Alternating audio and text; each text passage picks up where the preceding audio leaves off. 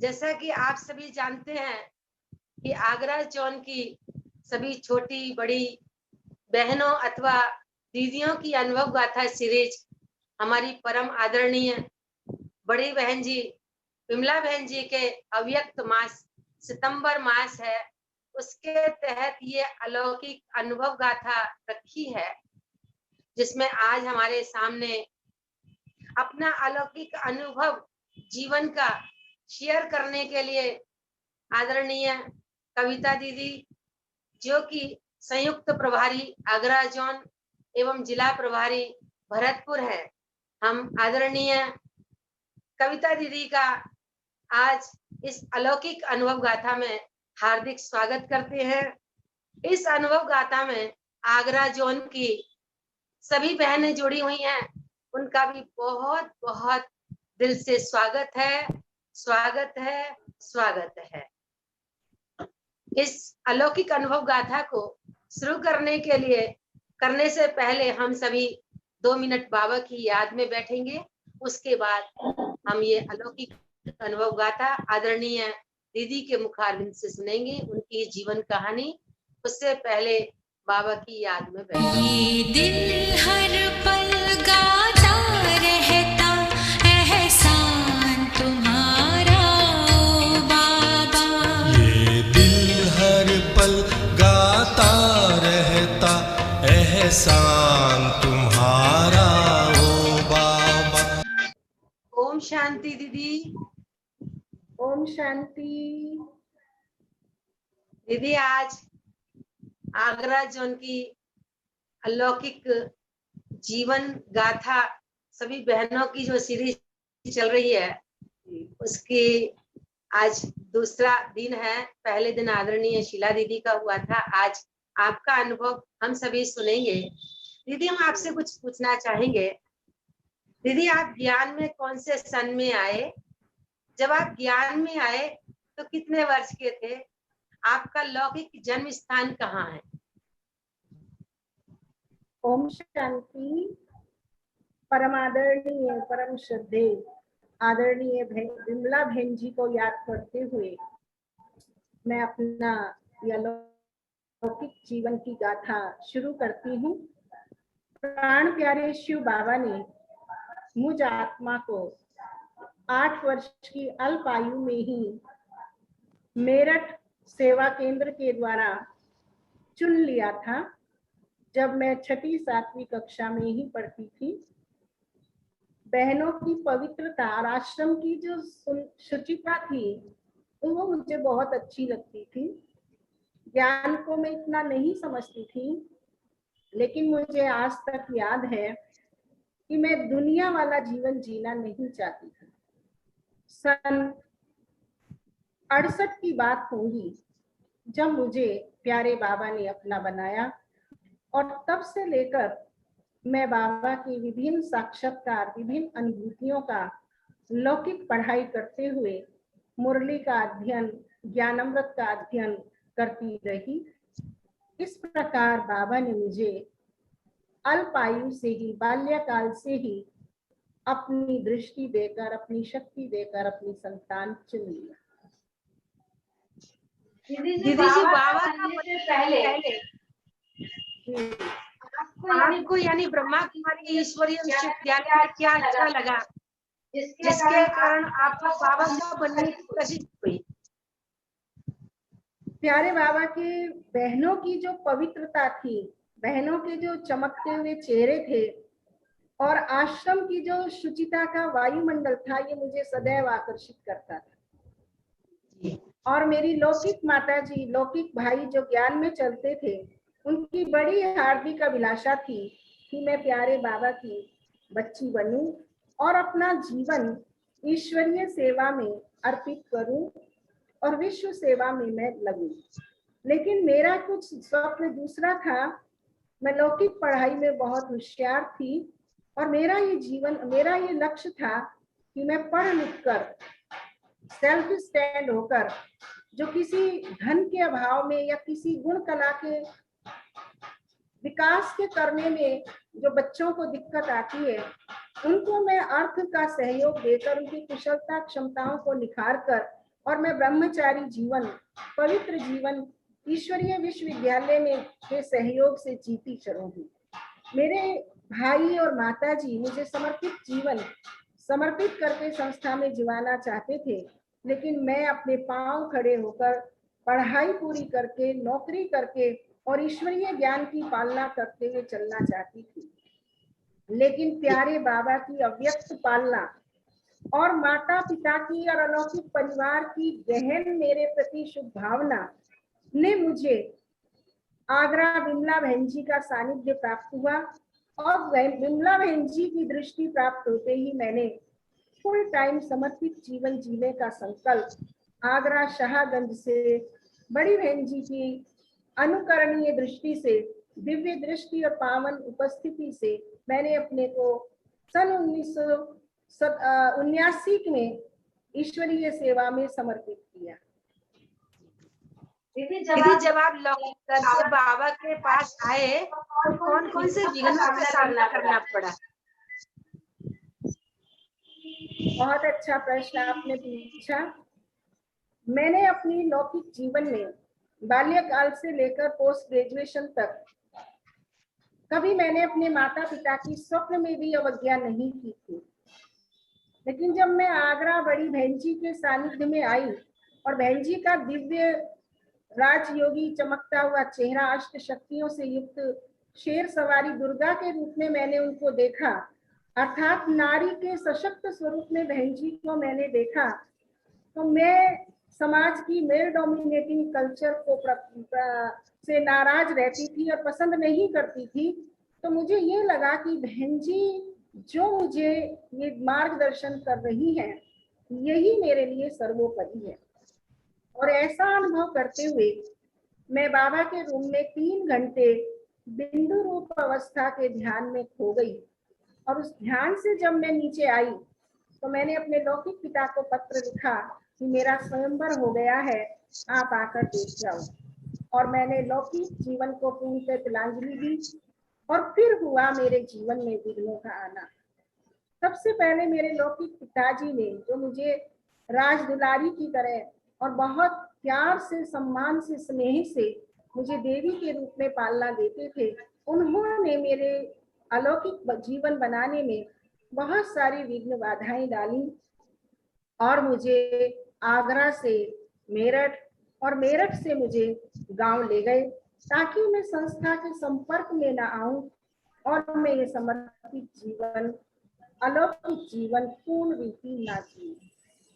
लेकिन प्यारे बाबा ने और दादियों ने जिस प्रकार से जीवन के संघर्षों को पार किया था, देह और देह के संबंधों को जीता था, प्यारे बाबा की शक्ति से और आदरणीय दादियों की कहानियों और साहित्य को पढ़ पढ़ के मैंने लौकिक पिताजी पर योग के प्रयोग किए। और उस योग के प्रयोग से पिताजी ने, उस समय हमारे लौकिक मामा जी आगरा में आईजी की पोस्ट पर थे, उन्होंने भी संस्था में बहुत विघ्न आदरणीय बहन जी विमला बहन जी के सामने डाले और मैं उन संस्था का, बहन जी का, मेरे ब्रह्मा कुमारी समर्पित ना होने के लिए समस्याएं खड़ी की।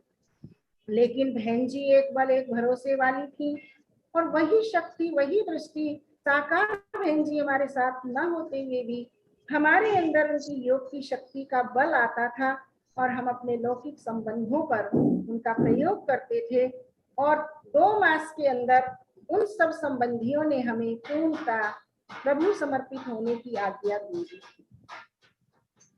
बहुत सुंदर दीदी।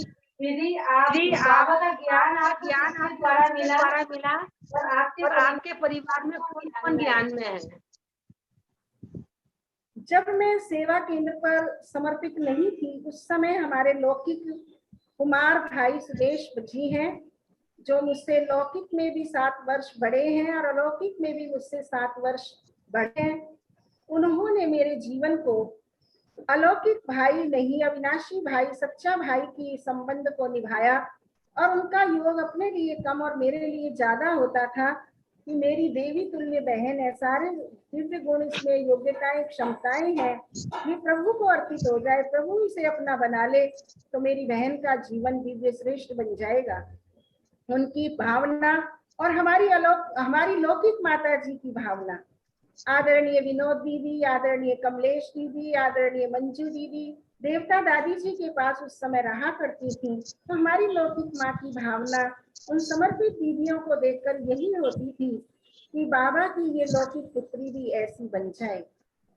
उन दोनों की सद्भावनाओं ने और वो जो अलौकिक परिवार में आकर चर्चाएं करते थे, आदरणीय सत्या बहन जी, बड़ी बहन जी, इन सब ने मेरे लिए पूरी तरह योग किया और उनके योग के प्रयोग से मैं बाबा की सफल आदर्श ब्रह्मा कुमारी बन गई। बहुत सुंदर दीदी।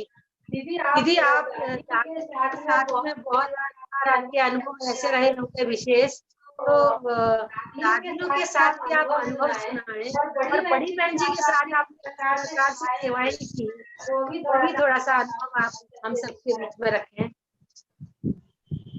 आदरणीय बहन जी के साथ मैं सन 79 से लेकर और विगत 5 वर्ष पूर्व तक, 6 वर्ष पूर्व तक मुझे बहन जी की वरद हस्त और आध्यात्मिक शक्ति का पूरा लाभ मिला।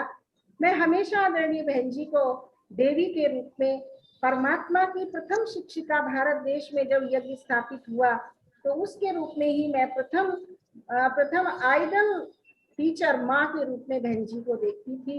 और मैं बहन जी से सदैव अपने अलौकिक संबंधों में यही कहती थी कि आपकी दुआओं भरा वरद हस्त और दुआओं भरी दृष्टि मुझे मिलती रहे। और बहन जी भी बड़े उदार दिल से मुझे अपनी उस अलौकिकता की विशेषताओं को जब मेरे अंदर पाती थी तो अनेक बहनों को इस बात का उदाहरण रखती थी और अंदर से मुझे बहुत संतुष्ट प्रसन्न नजर आती थी और बहुत दुआएं बहन जी की मेरे साथ अनुभव होती थी कि बहन जी साकार मेरे साथ ना होते हुए भी अलौकिक सेवाओं में, भरतपुर सेवा केंद्र में जैसे उन्हीं की आभा, उन्हीं की शक्ति, उन्हीं के योग बल से यहाँ सेवाओं की सफलता प्राप्त हो रही है, ऐसा मैं अनुभव करती थी। आपको विदित और सभी ब्राह्मणों को कि भरतपुर जगह वो जगह है राजस्थान की, जब यज्ञ भारत में आया तो भारत में यज्ञ भरतपुर सवाई महाराजा 108 की ब्रजेंद्र सिंह जी की ब्रज कोठी में आया। जो आदरणीय दादी मनमोहिनी जी ने ही जिस स्थान को सिंध हैदराबाद से, कराची पाकिस्तान से आकर चुना था। इसलिए हमारा यज्ञ वरिष्ठ दादी दीदियां और समस्त दादाएं यज्ञ में मम्मा बाबा सहित भरतपुर महाराजा की कोठी में रहने के कारण इस स्थान से सभी आदि रत्नों का विशेष लगाव था। सौभाग्य की बात है, आदरणीय बड़ी बहन जी के द्वारा मुझे भरतपुर में 2 दिन के लिए रखा गया था। उससे पूर्व में आदरणीय दादी प्रकाश मणि जी के द्वारा गुजरात के अंदर नडियाद और बड़ौदा, इन स्थानों पर मैंने मेरठ के अंदर सेवाएं दी थी आदरणीय देवता दादी जी के सानिध्य में। इसके पश्चात बचपन में हम देवता दादी जी के साथ नौचंदी का मेला, बच्चा जिम खाने में जो प्रदर्शनियां इत्यादि लगती थी उनमें भी सहयोगी बनते थे। तो इस प्रकार हमने देखा जो वरिष्ठ जनों की दुआएं थी और भरतपुर क्षेत्र के लिए जो उनकी संकल्प की सेवाएं थी, संकल्प की जो संरचना इस स्थान के लिए थी, उनके कारण बाबा ने मुझ आत्मा को यहाँ आदरणीय बहन जी के द्वारा निमित्त बनाया और जिसके परिणाम स्वरूप हमने देखा कि हमारी जितनी भी वरिष्ठ दादियां हैं, मैं मधुबन जाती थी खास टाइम निकालकर और दादियों के सानिध्य को मैं पाती थी। और दादियों को जब ये बात पता चलती थी कि मैं भरतपुर सेवा केंद्र से विमला बहन जी के सानिध्य में सेंटर खुले हुआ है और मैं वहां से आई हूँ, तो वो मुझे बहुत प्यार से पालना देती थी, बहुत प्यार से मुझे शिक्षाएं देती थी और बहुत प्यार से मेरे में बाबा की शक्तियों को उकेरती थी, भरती थी। और मुझे बाबा के ब्रज कोठी के बहुत सारे अनुभव आदरणीय चंद्रमणि दादी जी, आदरणीय शीलिंद्रा दादी जी, आदरणीय मनोहर दादी जी, आदरणीय ब्रज पुष्पा दादी जी, सभी वरिष्ठ दादियों ने हमें उस बातों को बताया और उसके परिणाम स्वरूप हमारी वरिष्ठ दादियां भरतपुर सेवा केंद्र पर यहाँ बाबा का भवन लेने से पहले और भवन लेने के बाद तक भी आगमन होता रहा। परम श्रद्धेय आदरणीय गुलजार दादी जी का यहाँ 3 दिन प्रवास रहा और उन्होंने मुझे अपनी अलौकिक आभा से, अलौकिक शक्तियों से इस स्थल को और मुझ आत्मा को अपनी शक्तियों से उपयोग किया। आदरणीय दादी जानकी जी, आदरणीय दादी रतन मोहिनी जी, आदरणीय दादी रुक्मणी जी, कौन से दादी दादाओं का, चंद्रहास दादाजी, ईश्वरतन दादाजी, सभी के चरण कमलों की रज इस भरतपुर स्थल ने पाई और मुझ अपनी यज्ञ परिवार की छोटी सी बच्ची को बड़ी सूक्ष्म धारणाओं से, बड़ी सूक्ष्म शिक्षाओं से इन वरिष्ठ जनों ने अपनी ऊर्जा से, अपनी शक्ति से अपने कुल की चमकता हुआ सितारा बनाने के लिए मुझ आत्मा में रूहानी रोशनी भरी। बहुत अच्छा दीदी, बहुत अच्छा दीदी। दीदी कोई बाबा की विशेष अनुभव, कोई मदद का अनुभव, मदद का अनुभव हम सबके लिए, कोई ऐसा कोई विघन आया हो, उसमें बाबा की मदद अनुभव की हो, ऐसा कोई अनुभव। मैं भावना बहन और अन्य सभी ब्रह्मा वत्सों के समक्ष ये बताते हुए परम हर्ष होता है कि प्यारे बाबा की अलौकिक दिव्य पालना से ही मेरा ये जीवन है। जब मैं बाबा के सेंटर पर नहीं थी तब भी 6 वर्ष मुझे झुंड के झुंड फरिश्ते आते थे और बहुत सारी अलौकिक अनुभूतियों से, संबंधों से मुझे अनुभूतियां कराते थे। वो तो मेरा बचपने का ज्ञान का जीवन था, अच्छा लगता था, लेकिन मैं वो अनुभव करना नहीं चाहती थी। लेकिन फिर भी छुप छुप करके मैं उन अनुभवों को, जैसे बच्चा आंख मिचोली के खेल करता है, ऐसे अव्यक्त बाप दादा और दादी दीदियों के अनुभव मुझे बाल्यकाल से ही होते थे। अन्य देवी देवताओं के भी साक्षात्कार मुझे बखूबी जब से मुझे याद है तब से हुआ करती थी। लेकिन जब मैं समर्पित जीवन जीने चली तो मुझे आज तक कोई दिन का अनुभव ऐसा नहीं है जब मेरे मीठे बाबा, मेरे प्यारे बाबा किसी न किसी गुण, शक्ति, वरदान और संबंध की अनुभूति मुझे मिली। किसी पल न कराते, हर पल मैं बाबा के साथ था, हर पल मैं अपने जीवन की हाथ को, मन बुद्धि के साथ को उसके साथ के एहसास से व्यतीत करती हूँ, ऐसा मैं अनुभव करती हूँ। मेरे जीवन में ढूंढ ढूंढ कर भी मैं अपनी अलौकिक जीवन को जब झांकती हूँ तो मुझे ये कोई चुनौती, कोई संघर्ष, कोई मुश्किल का पल मुझे एहसास नहीं होता कि किसी दिन मुझे बाबा से अलग से बैठ के किसी विघ्न के लिए, किसी मुश्किल के लिए, किसी चुनौती के लिए अलग से बाबा को कॉल करना पड़ता हो या बाबा से मुझे शक्ति लेनी पड़ती हो। मेरे अनुभव हैं, कौन कौन से मैं अनुभव आपको बयां करूं। मुझे ऐसा लगता है बाबा साकार में सन्मुख मेरे साथ हर पल हर कार्य कर रहा है और मैं छोटी बच्ची बनकर उस प्रभु लीलाओं को देख रही हूँ, ऐसा मैं अनुभव करती हूँ। फिर भी आपने उससे प्रश्न किया है तो मैं आपको एक बार की, जब मैं भरतपुर में आई थी उस समय का एक अनुभव सभी बहनों की प्रेरणा के लिए, सभी बहनों की निश्चय बल को प्रगाढ़ करेगा, ये अनुभव साझा करना चाहती हूँ। मैं उस समय 28 वर्ष की आयु की थी और मुझे नहीं मालूम था, मेरे लौकिक माता पिता ने इतने पवित्र प्रकंपनों से, इतनी सम्मान पूर्वक राजकुमारी की तरह से पालना की थी कि मुझे बोध नहीं था ईश्वरीय यज्ञ में अर्पित होने से पहले नर नारी में अंतर क्या होता है, ब्रह्मचर्य, शादी, विवाह क्या होता है। इतना पवित्र जीवन मेरे पारलौकिक परमात्मा पिता ने इन 83वें जन्म के माता पिता और परिवार से मुझे प्रदान किया था। उस परम पवित्र परमात्मा की शिक्षाओं को मैं बेझिझक, भरतपुर शहर में तो उस समय ज्ञान लोग नहीं सुनते थे, प्रारंभ में हम फ्री बच्चों को पढ़ाकर, फ्री वस्त्रों को सिलकर लोगों से संपर्क और कॉन्टेक्ट डेवलप करते थे। लेकिन गांव-गांव में जाकर, भरतपुर शहर के बाहर हम लोगों को बाबा का पवित्र बनो, योगी बनो संदेश देकर आते थे। कुछ गांव के जो महिलाएं बहनें ब्रह्मचर्य व्रत की पालना करने लगी थी, उनके कुछ पति भाई सेवा केंद्र पर चुनौती देकर उन पत्नियों को और आ गए।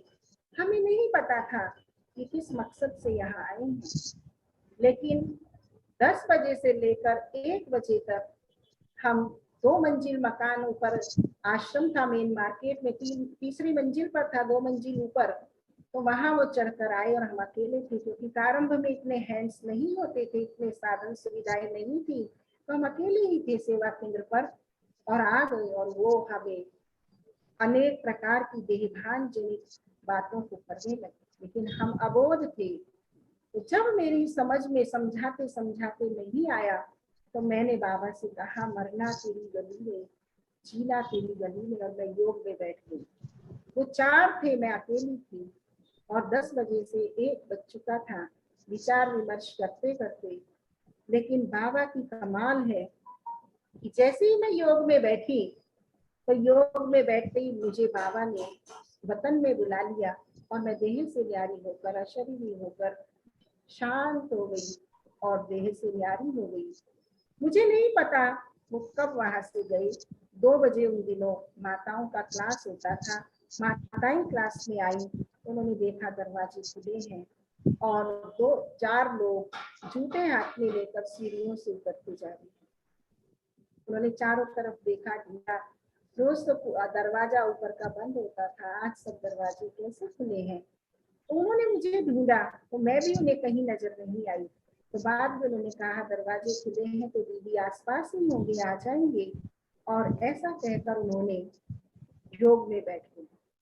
जब वो योग में बैठी तो उन्होंने अपनी अलौकिक अनुभूतियों में यह सभी को बताया कि मैं सदली के नीचे बैठ के उनसे ज्ञान चर्चा कर रही थी। तो सदली पर ब्रह्मा बाबा बैठे हैं और ब्रह्मा बाबा का वरद हस्त मुझ आत्मा के सिर पर है और मुझ आत्मा के स्थान पर अष्टभुजाधारी शेर सवारी बैठी हुई है। उसके सन्मुख ज्योत जगी हुई है और वो ये अनुभूति कर ही रही थी कि मैं उठ के चल दी। मुझे नहीं पता वो कब गए, माताएं कब आई, लेकिन जब उन्होंने ये दृश्य देखा तो मेरे उठने के बाद उन्होंने मुझे छुआ, पकड़ा और कहा, बहन जी आज क्या हुआ, ये हमें सब कुछ बताओ। तो मुझे तो कॉन्शियस से सारा बाबा ने भुला दिया था। मैं भूल चुकी थी वो संघर्ष और वो जो वार्तालाप या जो पूरा वाइब्रेशन वहाँ फैले हुए थे, मैं उन सबको भूल चुकी थी। और मैं बाबा की और बाबा मेरा इसमें अनुभूति में लग हुई थी। बाद में उन माताओं ने कहा, दीदी आज कमाल हो गया, बाबा ने हमें ये अनुभव कराया, आप हमें बताइए यह क्या हुआ। तो बहुत मुरली सुना लेने के बाद मुझे धीरे धीरे जैसे कोई निद्रा से जगता है, कोई स्वप्नवत बात की लकीर जैसे रह गई। मैंने फिर उनसे ये बातों को पूछा। तो इस प्रकार मैं ये एक अनुभव आपको साझा कर रही हूँ।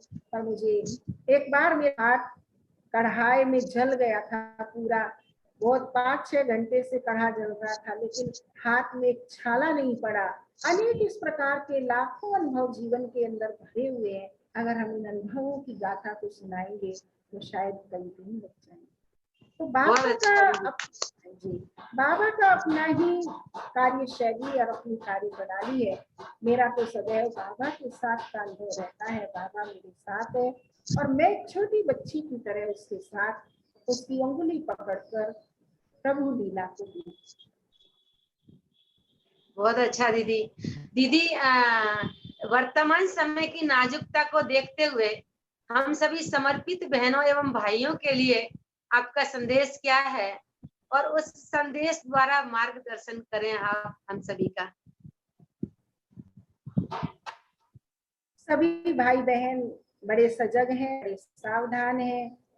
वर्तमान प्यारे बाबा ने और हमारे आदरणीय अग्रज भाई बहनों ने, दादी दीदियों ने इस विज्ञान के साधन से हमें इतने संसाधन दे दिए हैं, जिन संसाधनों को हम अगर थोड़ा सा भी उपयोग कर ले और थोड़े से भी अपने प्रति वफादार, अपने शुभ चिंतक और अपने प्रहरी बन जाए, तो मुझे आदरणीय दादी जानकी जी की ये शिक्षा सदैव याद रहती है कि 99 कार्य तो बाबा कर देता है, पर एक कार्य मैं करती हूँ।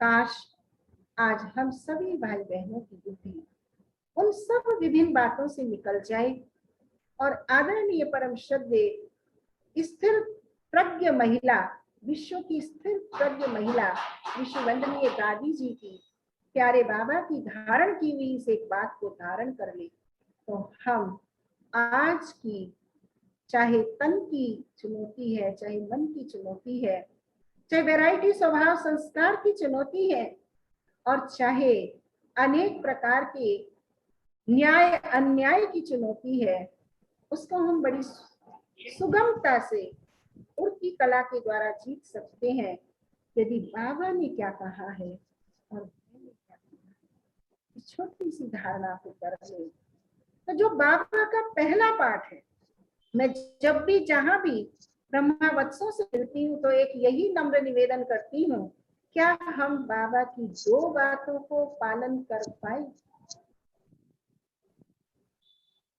परम वंदनीय हमारी सभी श्रद्धे तपस्वी मूर्त दीदियां जूम मीटिंग में जुड़ी हुई हैं, प्यारे बाबा की 2 आज्ञा हम स्वयं पालन कर लें और अपने समस्त विद्यार्थियों को पालन करा दें तो सचमुच जो बाबा हमसे चाहते हैं, जो हमारी दादी दीदियों ने और यज्ञ के आदि रत्नों ने इस यज्ञ को यहाँ तक छत्र छाया, जिसकी शीतल छाया में हम लोग बैठे हैं, उसको हम जल दे सकेंगे यदि 2 बाबा की आज्ञाओं को हम 20 नाखूनों का जोर लगाकर पालन करें। मैं भावना बहन आपसे कई बार इन 2 बातों को साझा करती रही हूँ। पहली आज्ञा है अपने को आत्मा समझो। आज मेरे मीठे बाबा को, आज मेरे प्राण आधार प्यारे बाबा को 85 वर्ष हो गए, 86वां वर्ष चल रहा है इस एक आज्ञा की पालना। लेकिन मैं अपने को ही पास नहीं पाती तो मेरे को लगता है इस पाठ की अभी बहुत पक्का करने की हम सभी ब्रह्मावत्सों को बहुत आवश्यकता है। आत्मचिंतन, आत्म मंथन, आत्म स्वरूप, आत्म दृष्टिकोण और आत्म विश्लेषण। यदि हम प्यारे बाबा की इस एक आज्ञा को पालन कर ले, कोई मुश्किल बात नहीं है। हमारी दादियों ने किया, हमारी दीदियों ने किया, हमारे वरिष्ठ भाइयों ने किया, हम भी कर सकते हैं। जो सेवाएं हम थक कर रहे हैं वो सेवाएं नहीं, बल्कि यदि हम आत्माभिमानी स्थिति को बना ले तो शायद ये जो सेवाएं हैं, ये खेल में प्यारे बाबा हमसे करा ले। दूसरी आज्ञा बाबा की याद। जितना हम अधिक से अधिक वस्तु, व्यक्ति, पदार्थ, प्रलोभन इनसे अपनी बुद्धि को निकालते जाएंगे, उतना हमारा योग बाबा से गहन अनुभूति वाला, गहन परिवर्तन वाला, अविनाशी विरासत को भरने वाला भरता जाए। दीदी अभी जैसे कोरोना चल रहा है, बहनों को वहां पर कोरोना हो गया था और उससे पहले बबीता बहन का एक्सीडेंट हुआ था। उस समय बाबा की मदद कैसे मिली कि आप उसको वहाँ बबीता बहन को जयपुर ले गए, किस प्रकार से उनका कराया? थोड़ा सा बबीता बहन का भी आप सुनाएं हम सभी के सामने। मैं आपको निवेदन करना चाहूंगी कि सब कुछ जैसे एक सीरियल चलता है ऐसे मैं अनुभव करती थी। परीक्षाएं तो बहुत बड़ी थी जैसा सब कह रहे हैं, लेकिन मुझे कभी बड़ी परीक्षा का एहसास नहीं हुआ। घटना घटित हुई और इमीडिएट डॉक्टर मीनाक्षी और डॉक्टर संतोष बाबा के बच्चे हैं, उन्होंने हमारे से पहले हॉस्पिटल में सारी व्यवस्था करके रखी हुई थी। रवीना बहन ने उनको फोन कर दिया था और उन्होंने हमें कुछ भी महसूस नहीं होने दिया। उन्होंने विदिन आधे घंटे के अंदर एम्बुलेंस और 2 यूनिट ब्लड तैयार करके हमसे कहा, दीदी आपको मैं ये पैरामेडिकल स्टाफ दे रही हूँ और ये गाड़ी तैयार है, आप दीदी को जयपुर ले जाइए। जैसे मैं तो बाबा के घर में बैठी हुई थी, ऐसे में 1-1.25 महीना दुर्लभ जी हॉस्पिटल में रही। मुझे कुछ भी नया नहीं लगा, बल्कि मुझे ऐसा लगा कि बाबा ने ये दिन मुझे बबीता बहन के माध्यम से ये दिया है और भरतपुर की सेवाओं से ज्यादा मेरी यहाँ सेवा की आवश्यकता थी। बाबा ने मुझे यहाँ बिठा दिया, ऐसा हल्कापन महसूस करती, क्योंकि मैंने बुद्धि नहीं चलाई, मैंने कोई प्रयास नहीं किया, मकान वाले मकान दे रहे हैं, डॉक्टर्स अपनी सेवाएं दे रहे हैं। हमारे यहाँ के राज्य मंत्री डॉक्टर सुभाष गर्ग जी वहाँ दुर्लभ जी में एडमिनिस्ट्रेशन को फोन कर रहे हैं कि बबीता दीदी मेरी अलौकिक टीचर है, गुरु हैं, इनके ट्रीटमेंट में कोई कोताही नहीं बरती जाए। तो हम एक साक्षी भाव से एक नजारा देख रहे थे। हाँ, हम आईसीयू के बाहर बैठे रहते थे, कोई हलचल नहीं होती थी, बड़ी शांति के साथ बाबा की यादों के साथ हम बैठे रहते थे। वहाँ की मैट्रोन बाबा की बच्ची थी, वो हमें पूरा कोऑपरेट करती थी, हमारी हर बात का ध्यान रखते थे। ऐसा लगता था जैसे बाबा कोई विशेष सेवा के लिए, विशेष योजना के लिए इस घटना के द्वारा हमें याद आई। ऐसे हम वहाँ बहुत धन्यवाद, बहुत धन्यवाद।